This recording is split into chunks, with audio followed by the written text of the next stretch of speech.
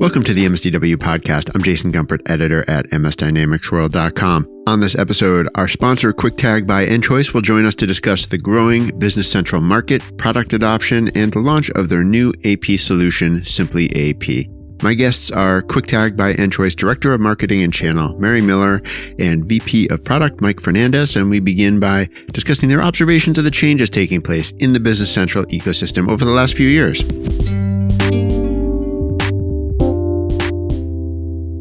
Okay, well, I'm here with Mary Miller and Mike Fernandes. Welcome to both of you. Thank you. It's a pleasure being here. Thanks, Jason. Great to be here. Great to have you. And this is a great time to really talk about where the Business Central market is at from a few different perspectives. Dynamics 365 obviously been evolving, a ton of change in the last 2 years, and that's had some real important implications. I thought to maybe set the stage, we're starting to see the beginning of in-person events coming back. The Directions North America event was one that comes to mind. That's obviously important for the Business Central partner community ecosystem, as it's a kind of a checkpoint for where some of these partner businesses or partners are at with their strategy, with their planning, what they want from Microsoft, obviously. I thought we could start with, in the coming out of an event like that and some of the updates from Microsoft, where do you see the Business Central market today? And Mary, maybe I'll give this one to you. Can you sort of sum up where you've seen changes coming in the last few years and where that's brought us to? Yeah. Thanks, Jason. So from our perspective, obviously as an ISV that has a solution that serves the Business Central market, but on a broader scale, we work with a lot of partners that have a lot of different business lines as their focus, Business Central being one of them. We've seen a significant increase in partners trying to move current customers A, to the cloud, and B, to Business Central if it's the right solution for them. So I think all of that is supported, of course, by Microsoft's desire to get more and more customers in the cloud.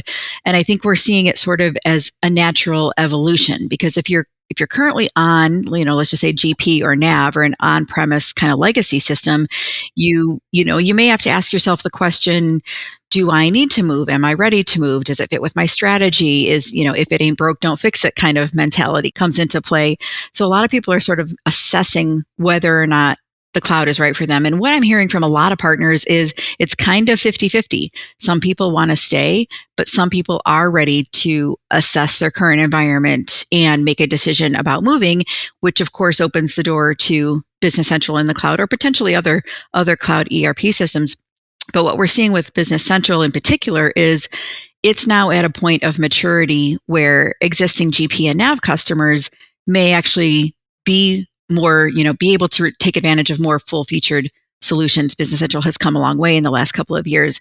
But the other thing we're seeing is that the new people coming in the door, which is also happening at quite a rapid rate for Business Central, they tend to be maybe a little bit more small of an organization. Some of them are coming from, QuickBooks or some other smaller homegrown system potentially, or Excel spreadsheets even, So there's this dichotomy of the Business Central market where you've got legacy organizations that understand the full extent of what an ERP system like Business Central can offer them. And then you have new people coming in off the street. So I think partners have had to adapt very rapidly to help meet both sets of these customer needs. And therefore, as an ISV, we're working with them to do the same. Mike, I'm interested in your thoughts as well on that.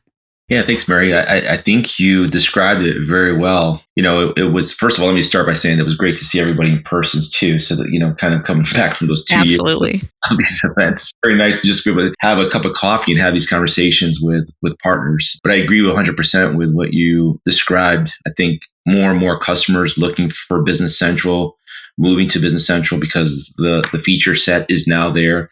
The cloud especially, I think, is a big driver as well. I think that's going to be specifically the cloud. I think a lot of the feature sets certainly help drive it as well, because if feature sets aren't there, then customers aren't going to move. But I think a lot of the customers now are looking to adopt cloud, and they're starting to see the benefits of it. A lot of times they don't have the IT infrastructure in place. So I think we're starting to see a big move, even for existing customers that might have been on GP or SL or NAV that might have been thinking about deploying it on-prem, now saying, I don't want to deal with this anymore. Let me just let Microsoft do it. So I think that the cloud is going to be something we're going to start seeing more and more of.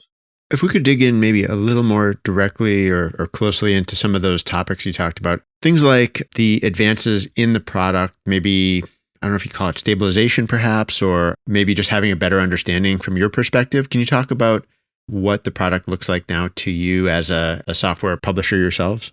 Great question, Jason. What we're seeing really is that as Business Central matures to be more full featured in terms of being able to support more integrations, I think you could kind of make the argument of the chicken or the egg scenario, right? Was Business Central ready for ISVs? Did it make it easy for us to publish a product that integrated? Now they've got a lot of support for extensions, and at the beginning it was not quite as simple.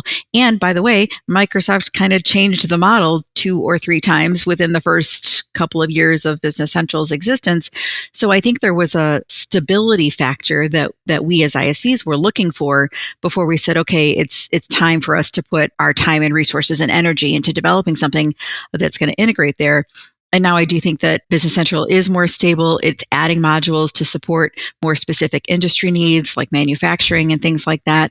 So given that GP is a very strong manufacturing market support as an ERP system, BC needs to be able, if it really wants GP customers to move there, it's got to be able to support things like, items and detail and inventory and manufacturing type business needs. So I think it's definitely now in a better position to support those customers, and therefore new companies coming in too can be a little bit more, that small to medium or mid to large size organization that has more sophisticated expectations from its ERP system. And I think Business Central is now starting to offer some of those features. So as an ISV, it's now easier for us to be able to connect to them as an extension, and we're making it easier than ever, actually, in our upcoming release of SimplyAP that's designed as our AP automation solution for Business Central. Mike, maybe you could talk a little bit about that and how it's going to work in terms of people getting started. Yeah, certainly. I think a few things. BC, Business Central, I think Microsoft has, as they've been upgrading all the versions of Business Central, they've made it a lot easier for us to be able to integrate with those APIs. So while the APIs have been there, maybe they weren't as mature as we would need them to be, but their fast-paced development has allowed us to do certain things with the product that we just weren't able to do in previous releases. So that is one area where we've been able to advance our product as a result of the maturity of those APIs becoming more mature themselves. The other part around Microsoft, I would say that their process for publishing applications has also become more mature as well. And a lot of that is a result of them wanting and looking for ISVs to add products to their as an extension as part of their AppSource. So that has resulted in us building a much more mature, feature-rich product. So as Mary mentioned, one of the key things for us is, specifically for the cloud, is we want to be able to make it very easy for a customer to go to our site, understand what the product does, and immediately be able to start signing up signing up for the product, and within a few minutes, maybe an email later, have access to the product, and then be able to start the configuration or integration with that ERP system. And that's what we're doing with our products. And a lot of that is a result of a lot of the work that Microsoft has done in enabling some of these features being available in their product, and then us being able to, kind of build it in our product line as well. So a lot of maturity there. And, like our extension that we're publishing into the AppSource is going to be made available. And it's very plug and play. You sign up, you add it, and then it's there. And then you have access to our product right away. And there's a little bit more hooks between the app, the extension, and our application. So it's really good to see the maturity level now in these APIs are now making it available for us to, really mature our product as well. Something, Mike, that you just said reminded me of kind of the mindset that we're seeing in the market in general right now, to kind of the millennial mindset of everybody wants an app. I can just download it on my phone, start using it right away. And I think that's sort of been, the generational adoption of technology in this day and age. And I think it's also sort of an extension of, the impact of the pandemic. Not that we want to dwell on the pandemic, but the fact that we had to readjust the way that we work in pretty much everything. And so the easier we make it for people to access what's important to them, access applications that they need to use to do their job, and have everything sort of available at their fingertips to configure should they so choose to do it themselves. I think it's just that whole mindset of everything needs to be easy, accessible, less expensive. It should be smarter, and I should be able to, access it whenever I want, wherever I want at my fingertips. So I think everything that you just described about Microsoft's enhancements and the ability for us to work better with them just sort of feeds into and supports that expectation today of everybody wants access to more for less kind of a thing. Yeah, in a very secure way as well. Absolutely. Yeah, I'd be interested to learn a little bit more about some of those changes in the market, maybe changes at the, in terms of how you've learned to work with your clients, or maybe, new prospects who are exploring AP and say they maybe are about to implement Business Central, perhaps they've just deployed it, or other scenarios. Are there ways that you've adjusted, you mentioned maybe some of them, other specific ways you've adjusted how you work with either the partners deploying a Business Central solution or with customers who have, like you said, a different mindset than in the past? For example, I guess one example would be the ease of use and the almost immediate access to those environments. One of the things that we've been doing with our product is, as we look to the cloud and enabling customers to get on very quickly, is, when the customer first signs up, it's a very simple sign up process, right? You have one form, very little information that they need, because they want to be able to just they've already done a lot of research. So they kind of already, by the time they get to that point, they want to be able to sign up. But then they also want to be able to have some kind of hand-holding so that it's very easy for them to get started. So that is something that we built into our product. So there's things like user guiding and tours, and, allows them to walk them through how they can navigate around the user experience once they're in. And that's both from an admin perspective as well as from the end user perspective, because it's important for both those groups of people to do their job as soon as they get into the system. So those are things that we've done. That's also something that Microsoft has pushed, or was pushing at as part of the conference that we were at Directions, right? They were describing sort of that whole ability is that as soon as the user signs in, that you can give the customer a tour of access to in navigating the application. So those are certain things that we've done. But the other things that we're also looking for in the future, especially, we're very partner focused, very partner friendly. So one of the things that we want to do as we continue our journey with our SimplyAP is to enable the partners to potentially do a lot of these services themselves for customers. So they know the customer's environment, they know the customer's business. So having them come into the application, enabling them to potentially configure the application for them or help them configure, something that we're adding to SimplyAP as well. I think the partner involvement that you mentioned is really key, and it's kind of new for us, right? It used to take somebody coming to the office and getting hands-on trained classroom style lab environment to get up to speed on a product in the on-prem world, and this is literally with in-product help and step-by-step guides, as you're describing, Mike, is going to make it really easy for the end user who has that, desire and time and wants to learn and picks things up really quickly. Again, that millennial mindset kind of a thing. But even if they have that but don't have the time, a partner could easily step in and handhold them or take on the responsibility of delivering those services probably pretty quickly and affordably as well, because we'll make it very easy for them to use, and we'll train them to enable and support them. Interesting. Yeah. And the one thing I would definitely agree on that I feel like I observed at the Directions event and talking to partners is, this diversity of scenarios that they're trying to meet for their clients, whether it's we are a small coming from QuickBooks scenario, like you said, Mary, earlier, or we're moving a big, complex, mature ERP solution into the cloud, which is a whole different type of challenge. I would imagine in your position, you have to be there ready to, be able to support both of those types of needs. And they're very different, but I don't know. I would also think maybe that drives your team and your product planning to be able to adapt to both and support both. Yeah, I think one of the things that we're doing to specifically address the variance in size is that we've adjusted our pricing model to meet the demands of the existing and the growing organization. So we're making it really easy to get started and really affordable for a lot of organizations that might not have, seen AP automation, or certainly AI-based intelligent AP automation, as affordable in the past. And one of the things that we're building into our technology is really cool that through a recent acquisition that we had with our company, we've added a core AI-powered set of APIs that makes it really powerful. Mike, maybe you can expand a little bit on what that's going to do for the product today and going forward in future products.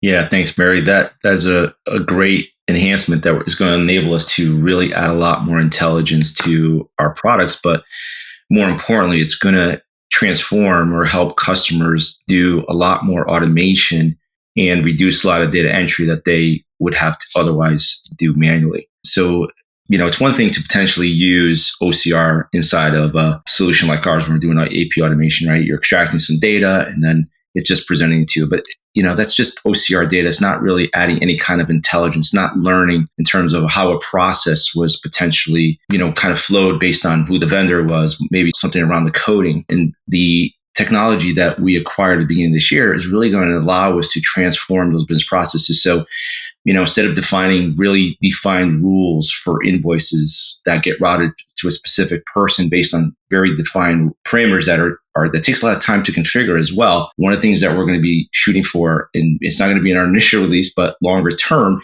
is to incorporate more machine learning, more AI, so that as it learns about the vendor, it can predict the accounts that those invoices need to be coded to, and then also predict based on the type of vendor that it is. Maybe it's an IT purchase, so it automatically knows that it should be going to someone in IT, right? So those are the types of things that, as a result of this acquisition that we've made, is we're really starting to incorporate machine learning and AI not only into the capture part of the process, right, at the very beginning where you're removing that data entry, but we also want to extend that so that we really can enhance that automation completely. Yeah, it's pretty interesting to have brought Sypht on board for the company and having that, on hand to inform what you're doing. It must really change sort of your entire product planning approach when you have now this sort of resource right sort of at your fingertips. Yeah, exactly. Because it's one thing, if we're just integrating with a third party to do this, but it's another when it's now our technology that we can then plan for how we can leverage this technology as we're collaborating with partners, collaborating with customers, and looking to how we can improve the overall experience for customers. All right, great. So there's the SimplyAP acquisition and the integration of that technology. I think we touched on this earlier, but SimplyAP for Business Central is the new offering that's coming soon, right, for Business Central that's really focused on some of these quick start, mindset. Yep. SimplyAP for Business Central is due out this quarter. It's in early release stage right now. We've gotten great success and feedback from our early adopter partner customers that are using it, and we're in the process of getting it in the AppSource. So this quarter it'll be GA. So this product is really kind of revolutionary for us because it is simply the AP process: invoice, routing and approval, coding, the intelligence Mike described, and then the purchase invoice being created in Business Central. So if all they need is AP automation, it'll be very easy for them to get started and get up and running with it very quickly. If they need document management, we still support and offer that as well, but we're doing them as two separate products because some people need both and some people only need one. So we're really streamlining the process from a technology standpoint, a getting started standpoint, and the invoice workflows as well. So we're really looking forward to it. Excellent. Yeah, it's always interesting to understand how an organization like yours has made sense of some of those challenges. Like, what do customers really need at different points? What kind of customers need which level of our capabilities at any point in time, and what they might grow into or what they might start with. Yeah, thanks for sharing that. It makes a lot of sense. And it's always interesting to hear that kind of approach. Anything else you wanted to cover while we're here today that I haven't yet hit on? I'll just add, as Mike mentioned, it was great to see everybody at Directions and get back to in-person events. The second half of the year is holding up, really nicely to support those in-person events that we're looking forward to as well. DynamicsCon Live, and then of course Summit in the fall. So all of the opportunities to really showcase the products, but also learn where customers and partners alike are heading at that point, be able to meet with them, have discussions about their challenges and their goals, and introduce them to a product that can hopefully be the right fit to help address those challenges. Mike, anything to add? Yeah, 100% agree. We are very customer focused, so those FaceTime events are so valuable for both us and the customers because we're able to share stories, share how they're using our product. So we get to learn a lot, and that certainly helps me, especially when we have these conversations about planning and what goes into the product. So I'm really looking forward to the second half and attendance and having those discussions at the next event. I'll be looking forward to learning more about the product launch with SimplyAP. Congratulations on the Sypht acquisition and all the work that's gone in there. Thanks so much for your time today. Thanks, Jason. Thank you. This has been another episode of the MSDW podcast. My thanks once again to Mike and Mary for joining. This episode is sponsored by KwikTag by enChoice. To learn more about KwikTag and the benefits of SimplyAP, the cloud AP automation solution, visit KwikTag.com. And that's it for this episode. If you want to reach me, you can send me an email at jgumpert@msdynamicsworld.com. And for all of our updates, please follow us on Twitter and on LinkedIn. Until next time, this is MS Dynamics World, signing off.